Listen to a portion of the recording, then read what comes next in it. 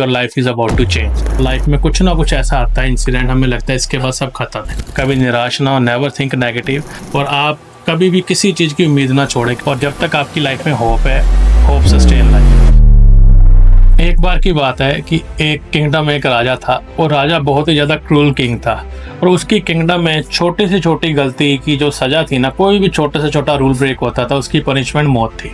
और उसी किंगडम में एक आदमी था, उसने क्या किया कि एक बार एक रूल ब्रेक कर दिया, और जो राजा के किंग के गार्ड थे, सोल्जर्स थे, उसको पकड़ के राजा के आगे ले आए। और वहाँ पे सारे राजा के मिनिस्टर्स बैठे हुए थे, राजा बैठा हुआ था, और राजा ने बिना कुछ सोचे समझे उसको सेंटेंस टू डेथ अनाउंस कर दिया।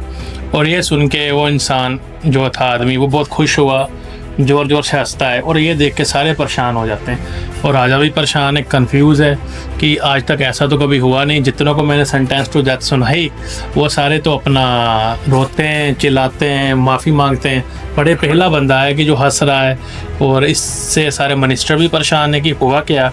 तो राजा उससे पूछता है कि क्या जो मैंने तेरे को सज़ा सुनाई, तूने सही सुना है? वो कहता है yes my Lord, I heard you right. मैंने सही सुना है कि आपने मेरे को मौत की सज़ा दी है, बट मैं हंस इसलिए रहा हूँ कि जो आपने मेरे को सज़ा दी है, मेरे पास एक बहुत यूनिक स्किल था, मैं तो आपके पास वैसे ही आने वाला था। अब क्या है कि इस सज़ा के साथ वो स्किल भी मेरे साथ ही चला जाएगा। तो राजा पूछता है कि वो क्या स्किल था, अभी बता। वो कहता है कि स्किल ये था कि मैं I can make horses fly, मैं घोड़ों को उड़ना सिखा सकता हूँ।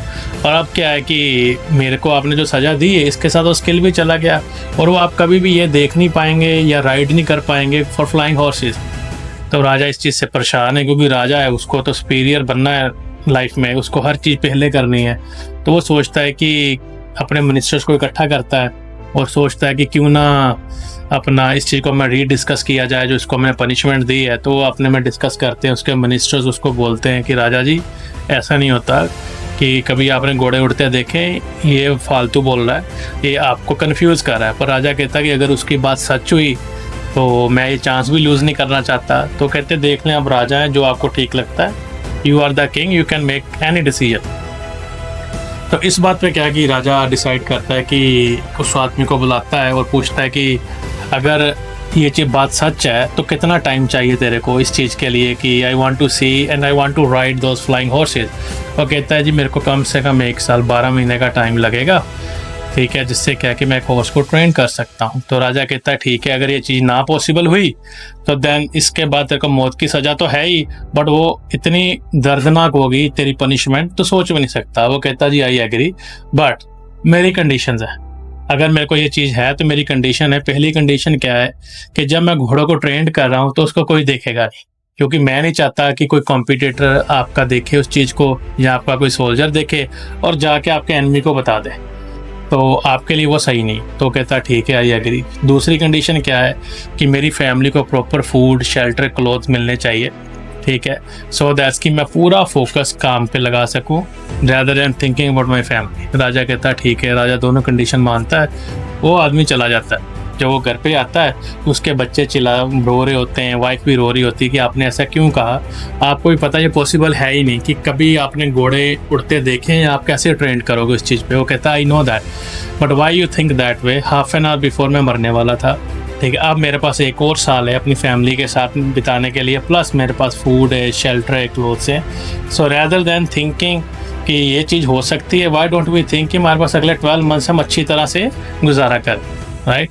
बट वो कहता है कि इसमें देखो पॉसिबिलिटी क्या है कि अगले 12 महीने में देयर आर 3 पॉसिबिलिटीज़। वो कहती वो क्या है?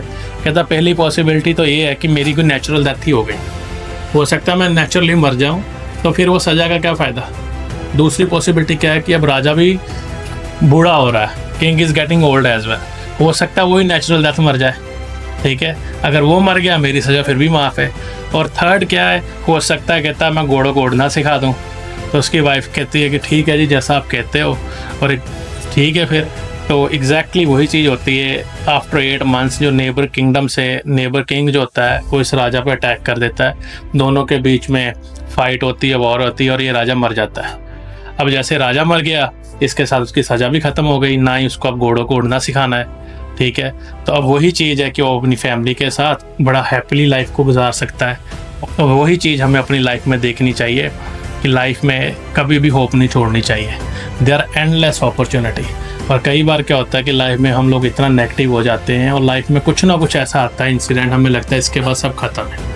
And same thing in the story, अगर आप लाइफ पे होप रखते हैं, ठीक है, have faith in everything and have faith in God, और आप कभी भी किसी चीज़ की उम्मीद ना छोड़ें, क्योंकि लोग क्या उम्मीद छोड़ के बहुत सारे गलत, कई लोग सुसाइड तक करने चले जाते हैं। और जब तक आपकी लाइफ में होप है, होप सस्टेन लाइफ, और उसी पे सारी दुनिया टिकी हुई है। और लाइफ में कभी होप ना छोड़ें, कभी निराश ना हो, नेवर थिंक नेगेटिव, क्योंकि one day will come, your life is about to change.